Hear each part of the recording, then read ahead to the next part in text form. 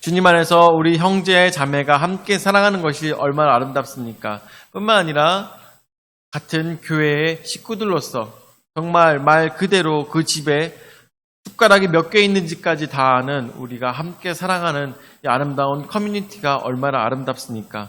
그 안에서 이 아름다운 모임이 영원토록 하늘나라까지 이어지기를 예수 이름으로 축원을 드립니다. 오늘 말씀의 제목은 무화과 나무라는 제목으로 함께 말씀을 생각해 보도록 하겠습니다. 우리가 성경 말씀을 읽다가 보면 정말 이해가 안 되는 말씀들이 굉장히 많이 있죠. 이게 도대체 무슨 말일까? 이게 도대체 무슨 말일까? 정말 이해가 안 되고 비밀스러운 말씀들이 너무나도 많습니다. 그런데 예전에 제가 그런 말씀을 드린 적이 있었죠. 성경은 누군가가 얘기하길 하나님께서 우리에게 보내주시는 러브레터라고 말씀을 드렸습니다. 하나님께서 우리에게 보내시는 사랑의 편지입니다. 그래서 이 사랑의 편지는 어떤 사람들이 하나님을 사모하고 하나님을 사랑하는 자들은 그 내용을 읽었을 때 무슨 말인지 다 알아듣는다는 것이죠. 마치 사랑하는 사람이 문자를 보내면, 사랑하는 사람이 카톡을 보내면 그 카톡의 내용이 무슨 내용인지 척하면 척으로 다 깨달아 알듯이 사랑하는 하나님께서 사랑하는 인간들을 위해서 보내주신 이 모든 내용은 사모하는 자에게 우리로 하여금 알게 하여 주신다는 것입니다. 그런데 다만 우리는 아직 넘지 못한 선이 있어요. 그 넘지 못한 선은 무엇이냐? 유대 땅의 문화는 우리가 잘 알지 못해요. 유대 땅의 문화는 우리가 잘 알지 못해. 그렇기 때문에 이 오늘 말씀에 나오고 있는 이 내용이 우리에게 굉장히 어렵게 느껴지는 것입니다. 그 땅이 어떤 모양으로 나타나고 그들의 삶이 어떤지 잘 모르기 때문에 우리에게는 굉장히 어렵게 느껴지는 것입니다. 자, 말씀을 보도록 하죠. 첫 번째로 시장하신 예수님입니다. 시장하신 예수님. 이제 예수님께서는 많은 바리새인들과 또한 제사장들과 서기관들과 같이 토론을 하시고 난 다음에 베다니에 있는 집에서 유숙을 하셨습니다. 베다니에 있는 집이라는 것은 예루살렘에 주님께서 입성을 하셨지만 예루살렘에서 주무시지 않고 베다니까지 가셔서 그곳에서 유숙하셨다는 것입니다. 유숙하신 것에 대해서는 여러 가지 견해가 있는데 아마 다른 많은 사람들이 쫓아오는 것에 대해서 힘들어하시고 또한 그들과 함께 할 수 없기에 쉬실 때는 그 베다니에서 쉬신 것 같다는 그런 얘기가 있습니다. 또한 두 번째로는 여러분들 다들 아시다시피 이미 서기관들이나 제사장들이나 이들은 예수님을 죽이고 싶어 했기 때문에 예수님께서는 그들 가운데서 주무시는 것이 아니라 밖에 나가셔서 베다니에서 주무시는 것일 것이라고 그렇게 많은 신학자들이 그거를 유추하고 있습니다. 이러나 저러나 예수님께서는 예루살렘에 입성은 하셨지만 잠은 조금 더 떨어진 베다니에서 주무셨다는 것을 우리가 생각해 볼 수가 있는 것이죠. 그래서 예수님께서 베다니에서 주무시면서 이제 시간이 되면은 예루살렘에 들어오셔서 많은 사람들에게 고치시고 또한 말씀을 전달하시며 저들로 하여금 변화가를 촉구하시며 하나님 나라가 도래함을 많은 사람들에게 가르치고 계셨다는 것을 우리가 생각해 볼 수가 있는 것이죠. 그러는 와중에 예수님께서는 시장하셨습니다. 배가 고프셨습니다. 그리고 피곤하셨습니다. 슈바이처 박사 같은 경우에는 예수님께서 며칠 있으면 조금 있으면 돌아가실 것이기 때문에 십자가에 달려 돌아가실 수 있는 그 일 때문에 아마 피곤이 겹치고 뿐만 아니라 이 정신적인 스트레스가 굉장히 컸을 것이라고 슈바이처 박사가 얘기했다고 합니다. 근데 그것이 맞을까? 저희는 잘 알 수가 없죠. 예수님의 심리 상태는 우리가 잘 알 수가 없을 것입니다. 그래서 아마 예수님께서는 제정신이 아니었을 거다라고 슈바이처 박사는 그렇게 얘기했습니다. 정말 예수님께서는 제정신이 아니셨을까요? 배고프시고 제정신이 없으셔서 정말 너무나도 힘들고 어려운 시간을 보내시는 예수님이었을까요? 오늘 말씀에 나오고 있는 시장하신 예수님에 대해서는 사실 신약 성경에서 잘 나오지 않는 내용이죠. 예수님께서 배가 고프셨다는 내용은 잘 나오지 않습니다. 그렇지만 우리는 이 시작하셨다는 말씀 하나만 가지고 한 가지 생각해 볼 수 있는 것. 예수님께서는 많이 피곤하셨고 또한 예수님께서는 많이 힘드시고 또한 배가 고프셨다는 것을 우리가 상상해 볼 수가 있는 것입니다. 예수님께서 예루살렘 입성하시고 난 다음에 성전을 정화시키시고 그곳에서 많은 사람들을 고치시는 역할을 하셨습니다. 아마 그 일만으로도 굉장히 피곤하셨을 것입니다. 그런데 그 이튿날 예수님께서는 베다니에서 시장하신 채로 피곤하신 채로 예루살렘으로 들어가신 그 시간, 힘드신 피곤하신 시간이었을 것입니다. 제가 지금 45살로 어제부터 굉장히 몸이 찌뿌둥하고 너무 피곤하더라고요. 왜 이럴까를 굉장히 고민을 많이 했어요. 왜 이렇게 깔아지고 너무나도 힘들고 왜 섰다 하면 눕고 싶고 왜 이렇게 쇼파만 보이면 계속 눕고 싶고 아이고 이렇게 말해서 입에서 계속 나올까 생각을 했는데 생각해보니까 화성을 갔다 왔던 그 여독이 아직도 남아있는 것 같더라고요. 그래가지고 이거 갔다 온 지 한참 지났고 잠도 많이 잤는데 왜 계속 피곤한가 이런 생각이 들더라고요. 그래서 사람들 그때 얘기했던 내용이 얘기했던 게 다 정말 그냥 지나가는 말이 아니구나. 10대 다르고 20대 다르고 30대 다르다는 얘기가 진짜 거짓말이 아니구나. 이제 부록의 나이 40대의 나이다 보니까 정말 예전 같지 않구나라는 생각이 더욱더 많이 들더라고요. 너무 몸이 깔아지고 피곤하다고. 그게 어른들이 얘기하던 몸이 너무 힘들어라는 얘기가 정말 몸으로 느껴지더라고요. 여행 가가지고 고생한 것도 없고 가서 일한 것도 없고 맛있는 거 먹고 오고 잘 놀고 왔는데도 불구하고 찌뿌둥한 거 보니까 참 피곤하다는 게 도대체 뭔지 이런 생각이 들었습니다. 하여튼 예수님께서는 자신의 육신을 가짐으로 인하여서 그 육신에서 오시는 피곤함과 시장함을 채우셔야 되겠다는 그런 마음을 가지셨던 것 같습니다. 자, 그래서 우리가 생각해야 될 것은 18절 말씀에 이제 그렇게 나오고 있죠. 시장하신 예수님에 대하고 나오고 있고 19절 말씀부터 내용을 들어가도록 하겠습니다. 길가에서 한 무화과 나무를 보시고 그리로 가사 잎사귀 밖에 아무것도 찾지 못하시고 나무에게 이르시되 이제부터 영원토록 내가 열매를 맺지 못하리라 하시니 무화과 나무가 곧 마른지라. 자, 그래서 두 번째 무화과 나무의 열매에 대해서 우리가 생각해 보도록 하겠습니다. 무화과 나무의 열매입니다. 이것을 보면서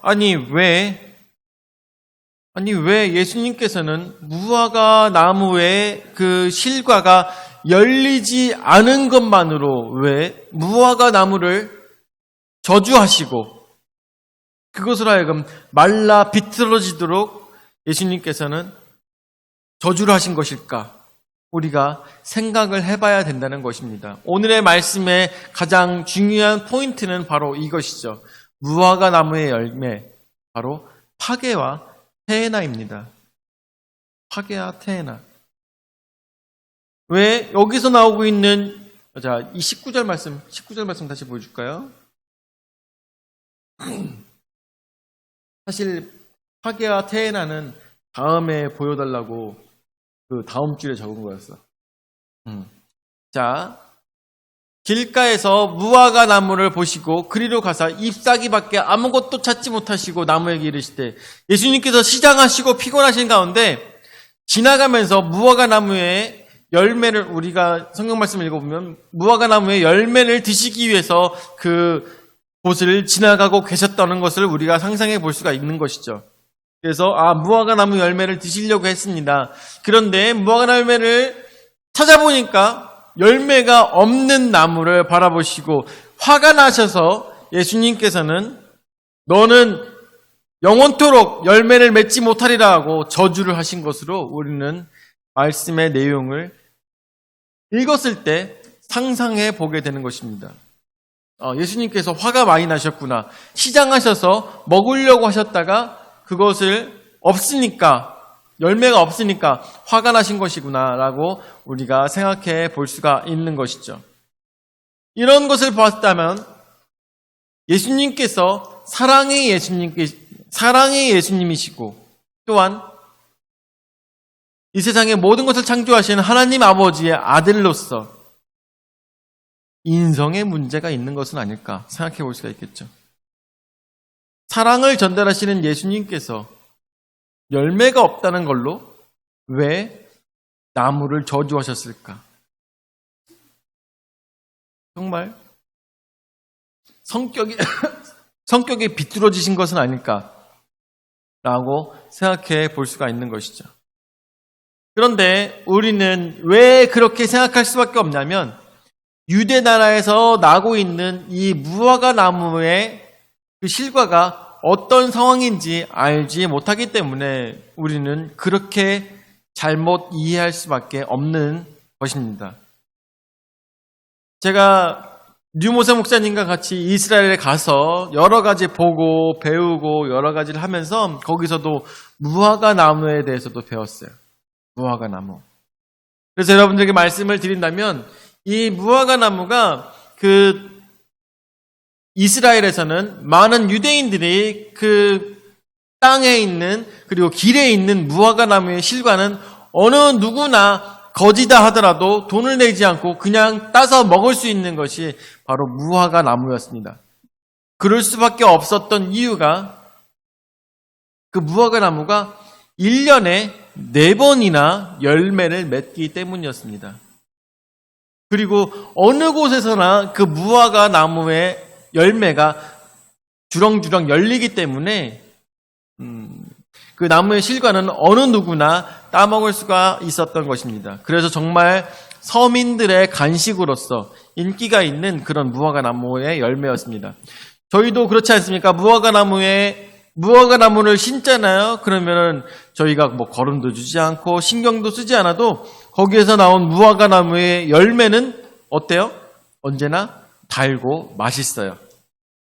그런데 여러분들 제가 이렇게 예루살렘에서 갖고 왔었던 대추나무 열매, 종려나무 열매를 드셔보신 적 있으시죠? 그걸 딱 먹었을 때 어떻습니까?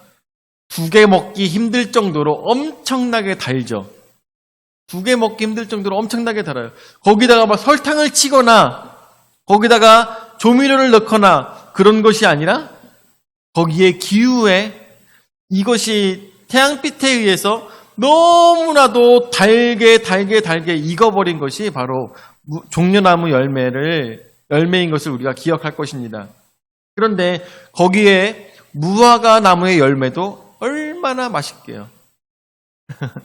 얼마나 맛있을까요? 무화과 나무 열매도. 그래서 많은 사람들이 그 많은 이스라엘의 백성들이 즐겨 먹는 무화과 나무였습니다. 무화과 나무의 열매였습니다. 그렇기 때문에 무화과 나무의 열매는 무엇을 상징하냐면 풍요로운 것을 상징하였고 서민들에게 돌아가는 모두를 위한 풍요가 바로 무화과 나무가 상징하는 것이었습니다. 그런데 예수님께서 딱 보시니까 무화과 나무가 보이고 그 나무에 이파리가 무성하게 있는 것을 보게 되었던 것입니다. 그래서 시장하셨던 예수님은 그 무화과 나무에게 다가가셨습니다. 근데 보니까 무화과 나무에 열매가 없어요. 지금 이때가 어느 때냐면 여러분들 아시다시피 예수님께서는 십자가에 달려 돌아가실 때 무엇으로 돌아가셨습니까? 유월절의 어린 양으로 돌아가셨습니다. 유월절의 어린 양. 그리고 예수님께서는 돌아가시는 그 당시, 그 시기가 바로 유월절이라는 것을 우리가 기억하고 있는 것이죠. 그리고 그 전이 바로 종려주일이었습니다. 예수님께서 들어가실 때 그 종려주일. 그래서 이 날은 어떤 날이냐? 예수님께서 입성하시던 종려주일, 주일과 그리고 그 다음 날 월요일 정도로 우리가 생각해 볼 수가 있는 것이죠. 며칠 뒤면은 이제 유월절인 것을 절기상으로 우리가 생각해 볼 수가 있는 것입니다. 그렇다면 그 절기를 생각했을 때 이 무화과 나무는 사실 거기서 파괴라는 그런 열매를 맺어야 되는 것입니다. 유대인들이 그 당시에 이 무화과 나무의 열매가 열리는 것을 4번 열린다고 했는데 가장 첫 번째로 열리는 1년에 4번 열리는 것 중에 가장 첫 번째로 열리는 열매가 바로 파괴입니다. 파괴. 근데 그 파괴는 어떤 모양이냐면 무화과 나무의 열매가 이 정도 한다면 파괴는 한 이 정도밖에 안 돼요. 이 정도밖에 안 되는 거예요. 그러면은 이 정도 되는 열매를 그래도 배고픈 사람들은 가서 따먹어요. 그리고 따먹고 그것으로 또 즐기면서 파괴가 열린 것을 보았을 때 그 다음에서야 무화과 나무에 제대로 된 열매 테헤나가 열리게 되는 것입니다. 이해가 가시죠? 파괴가 제대로 잘 열리고 그리고 그것을 잘 먹은 다음에서야 테헤나라고 해서 제대로 맛있는 무화과 나무의 열매가 그제서야 열리는 것입니다. 언제? 1년 동안. 1년 동안에. 근데 가장 첫 번째로 나오는 열매가 바로 파괴인 것입니다. 그래서 예수님께서 지나가실 때 그때 이제서야 파괴가 나고 있는 그 시절에 잎사귀가 무성하게 겨울 동안에 모든 잎사귀가 다 떨어졌잖아요. 근데 이 무화과 나무 한 그루만 딱 보니까 잎사귀가 다른 무화과 나무처럼 생기지 않고 잎사귀가 다 떨어진 상태가 아니라 가서 보니까 예수님께서 보시니까 이 나무는 잎사귀가 무성하게 열린 것을 보았을 때 얘는 파괴가 열렸겠구나. 저 나무는 파괴가 열렸겠구나. 다른 나무 같지 않게 쟤는 잎사귀가 무성한 거 보니까 파괴가 열렸겠구나라고 예수님께서는 생각하셨던 것입니다. 그래서 가까이 가서 먹으려고 했어요. 근데 성경 말씀에 보니까 19절 말씀에 보니까 뭐라고 나와요? 19절 말씀에 보니까 무화과 나무를 보시고 그리로 가사 잎사귀밖에 아무것도 찾지 못하시고 잎사귀 사이를 아무리 뒤져봐도 파괴를 찾지 못하시는 겁니다. 파괴를 찾지 못해요. 찾지 못하시고 나무에게 이르시되 너는 이제부터 영원토록 네가 열매를 맺지 못하리라 라고 말씀하신 것입니다. 파괴가 열리지 않는 나무는 테헤나가 열리지 않아요. 무슨 얘기인지 아시겠습니까? 첫 번째 열매를 맺지 못하는 그 잎사귀밖에 없는 나무는 앞으로도 테헤나를 맺지 못한다는 것입니다. 맛있는 열매를 맺지 못한다는 것입니다. 그래서 예수님께서 그런 저주를 말씀하셨을 때 그 무화과 나무가 곧 말라 비틀어져 없어진 것입니다. 말라 비틀어져. 그것을 통하여서 이스라엘 백성들에게 예수님께서는 굉장히 은유적인 말씀을 하신 것입니다. 20절 말씀에 보도록 하죠. 20절 말씀에 제자들이 보고 이상히 여겨 이르되 무화과 나무가 어찌하여 곧 말랐나이까? 어찌해서 이 나무가 말랐습니까? 예수님께서 말씀하시니까 왜 이 나무가 말랐습니까? 왜 예수님 이 나무를 마르게 하셨습니까? 라고 이야기하고 있는 이 상황인 것입니다. 여기가 지금 이 계신 곳, 이 사건이 이루어진 곳이 어딘지 아십니까? 베단이죠, 베단입니다. 근데 그 전에 예수님께서 나귀를 타셨던 곳이 어딘지 기억나십니까? 베단이었죠. 베단이. 베단이? 벳바게. 벳바게의 이름은 뜻은 바로 벳은 도시를 이야기하고 바게는 파괴를 얘기하는 것이에요. 그러니까 무화과 나무의 첫 열매의 도시라는 뜻이에요. 무슨 얘기인지 아시겠죠? 무화과 나무의 첫 열매의 도시 벳바게. 그리고 예수님께서 가셨던 그 곳, 오늘 묵으셨던 그 곳은 테나의 이름을 따서 베단이었어요. 베단이. 그래서 테나의 열매의 도시였던 것입니다. 그 도시의 이름이. 근데 예수님께서는 뭐라고 말씀하십니까? 테나가 앞으로 열리지 아니할 것이다. 벳바게가 파게가 열리지 않고 이 잎사귀만 무성한 이 나무는 앞으로 테나를 맺지 못할 것이다. 라는 것을 말씀하시면서 그 도시 전체에 예수님께서는 경고의 말씀을 하신 것을 우리는 상상해 봐야 된다는 것입니다. 이 전체를 보지 않고서는 이 말씀이 들어오지 않습니다, 여러분들. 그러니까 그 도시가 어떤 도시가 되었습니까? 성전이 있음에도 그 성전이 제 역할을 하지 못하는 도시였어요. 하나님 앞에 예배드리기 위해서 많은 사람들이 모였지만 그곳에서 많은 잎사귀는 있었지만 열매가 없고 사람들에게 맛있는 것을 줄 수 없는 그런 도시였다는 것을 우리가 상상했을 때 예수님의 그 답답한 마음을 우리가 상상해 봐야 된다는 것입니다. 그렇기 때문에 예수님께서는 그곳에서 그 사람들에게 그 말씀을 하신 것이었어요. 잎사귀만 무성하면 영원히 열매를 맺지 못한다는 것을 예수님께서는 말씀하셨던 것입니다. 자, 그래서 세 번째, 바로 예수님께서 말씀하시는 것은 믿음에 대해서 말씀하고 계시는 것입니다. 세 번째, 믿음. 자, 21절 말씀 보도록 할까요? 예수께서 대답하여 이르시되 내가 진실로 너희에게 이르노니 만일 너희가 믿음이 있고 의심하지 아니하면 이 무화과 나무에게 된 이런 일만 할 뿐 아니라 이 산더러 들려 바다에 던져지라 하여도 될 것이요 라고 하였습니다. 예수님께서는 이 말씀하실 때 솔직히 한국인으로서는 이게 무슨 얘기인가 이해할 수가 없어요. 왜냐하면 우리는 그 문화가 아니기 때문에 알 수가 없어요. 그런데 여러분들 마태복음은 누구를 위해서 쓰여진 것이라고요? 마태복음은 유대인들을 위해서 쓰여진 내용이에요. 유대인들을 위해서 쓰여진 말씀입니다. 그래서 유대인들은 이 이야기를 보면 무슨 얘기인지 다 알아요. 근데 우리는 유대인이 아니죠. 이렇기 때문에 우리는 이해하기가 힘든 거예요. 그래서 이것을 다 해석하면서 보는 건데 예수께서 대답하여 이르시되 내가 진실로 너희에게 이르노니 만일 너희가 믿음이 있고 의심하지 아니하면 이게 도대체 무슨 말이냐 우리는 정말 알아듣기 힘들죠.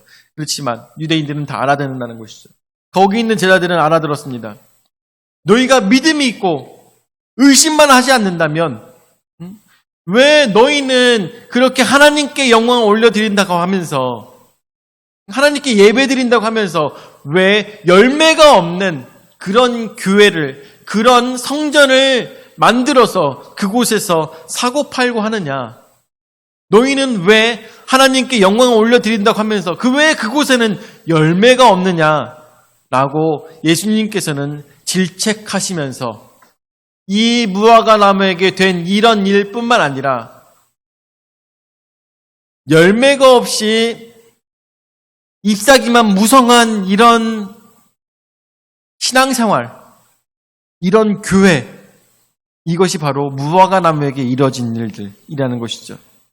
그런 것으로 그들이 저주받았던 것을 생각한다면 너희에게 믿음만 있다면 이 산더러 들려 바다에 던져지라 하여도 될 것이요 라고 예수님께서 말씀하시는데 왜 이런 말씀을 하시는 거냐면 거기에 갑자기 산 이름을 까먹었는데 그 산과 함께 바다가 인접해 있기 때문에 예수님께서 이런 말씀하시는 것입니다. 너희가 믿음만 있다면 불가능한 일까지도 너희가 이룰 것인데 왜 너희는 믿음이 없이 아무것도 되지 못할 거라 생각하며 왜 이런 신앙생활을 하고 있느냐라고 예수님께서는 꼬집어서 제자들에게 말씀하고 계시는 것입니다. 예수님께서는 3년간 이 수제자들과 함께 다니시면서 많은 자들에게 하나님의 말씀을 전달하시면서 하나님의 능력도 보여주시고 내가 바로 하나님의 아들이라는 것을 많은 사람들에게 보여줬음에도 불구하고 왜 저들은 잎사귀만 무성하고 그곳에 열매가 없느냐에 대해서 한탄하고 계신 예수님을 우리가 바라볼 수가 있는 것입니다.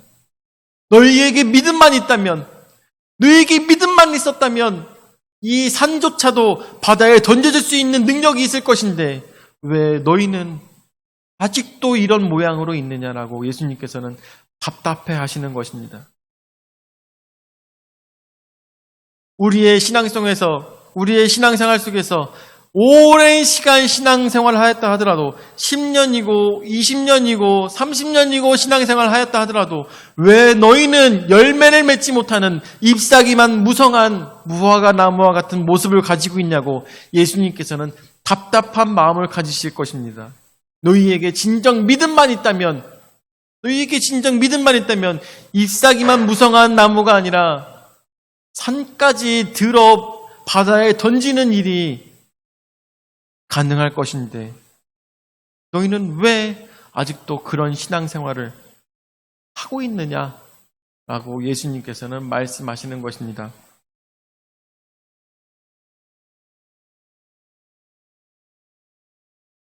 실제로 유대인들은 믿음이 없기 때문에 성전은 기도하는 집이 되지 못하였습니다. 따라서 열매 없는 무화과 나무와 믿음 없는 형식적으로 행해지는 모든 희생제사들도 하나님께로부터 마땅히 저주를 받는다는 것이며 반대로 믿음으로 행하는 모든 일들은 그것이 비록 희생제사의 형식을 갖추지 못할 경우라 하더라도 하나님께서는 연락하신다는 사랑의 하나님에 대해서 예수님께서는 말씀해 주고 계시는 것입니다. 여러분들, 믿음이라는 것은 무엇일까요? 믿음이라는 것은 교회를 살찌우는 것이 믿음이 아닙니다. 믿음이라는 것은 가정을 살찌우는 것이 믿음이 아니라는 것입니다. 믿음이라는 것은 나의 이름을 내기 위해서 기도하여서 병자를 일으켜 세우는 것이 믿음이 아니라는 것입니다. 그 진정한 믿음은 무엇일까요? 그것은 바로 그 믿음은 하나님을 나의 아버지로 믿는 믿음이 진정한 믿음인 것입니다. 진정한 믿음은 하나님을 나의 아버지로 믿고 살아가는 그 신앙이 진정한 믿음이라는 것을 우리는 깨달아 알아야 될 것입니다. 진정 아버지와 아들의 관계, 순종과 사랑의 관계, 그것이 바로 믿음인 것입니다. 우리에게 말씀하시는 예수님께서 가장 원하셨던 것은 바로 그것인 것을 우리는 깨달아 알아야 될 것이에요. 여러분들, 우리는 하나님께 돈을 바치는 관계입니까? 하나님께 나의 삶을 드리긴 하지만 바치는 것으로 끝나는 그런 관계가 아니라는 것을 우리는 생각해야 될 거예요. 주종의 관계가 아니라 상납을 하는 그런 큰 나라와 작은 나라가 큰 나라에게 막 상납을 하고 하는 그런 관계가 아니라 하나님과 우리의 관계는 사랑과 순종에 의한 아들과 아버지의 관계라는 것을 우리는 그것이 바로 믿음이라는 것을 깨달아 알아야 되는 것입니다. 오늘 우리 무화과 나무의 이 사건을 통하여서 바라봐야 될 것은 나의 믿음은 어느 방향으로 가고 있었는가? 나의 믿음은 잎사귀만 무성한 나무의 모습이었을까? 아니면 진정 좋은 열매를 내기 위해서 오랜 시간 기다리며 인내하며 하나님만 따르며 하나님의 말씀에 순종하며 살아가는 그런 아버지와 아들의 관계로 살아가고 있는가? 나 자신을 돌아봐야 될 것입니다. 여러분들, 부자가 된다고 해서 하나님의 사랑을 받는 자가 아니라는 것이죠. 그 모든 일들이 다 형통한다고 해서, 모든 일들이 다 잘 된다고 해서, 로또가 당첨됐다고 해서 하나님의 사랑을 받는 사람이 아니라는 것입니다. 그 사람들이 믿음이 좋다는 것이 아니에요. 진정 믿음이 있는 자들은 하나님을 아버지로, 종과 주인의 관계가 아니라 하나님을 아버지로서, 믿음으로써 이 산을 바다로 던질 수 있는 그러한 자들이 바로 하나님을 향한 믿음이 있는 자라는 것을 생각하시면서, 오늘도 나 자신을 바라보시면서 나는 믿음이 어떠한 믿음을 가지고 있는 자인가, 복만을 원하는 자인가, 아니면 진정 하나님을 아버지로서 믿고 따르며 순종하는 자인가 돌아보시면서 은혜가 여러분들에게 영원토록 있기를 예수 이름으로 축원을 드립니다. 아멘. 사랑의 주님, 은혜와 사랑을 감사를 드립니다. 오늘도 저희에게 귀한 말씀으로 깨달아 할 수 있도록 인도하여 주심을 감사를 드립니다.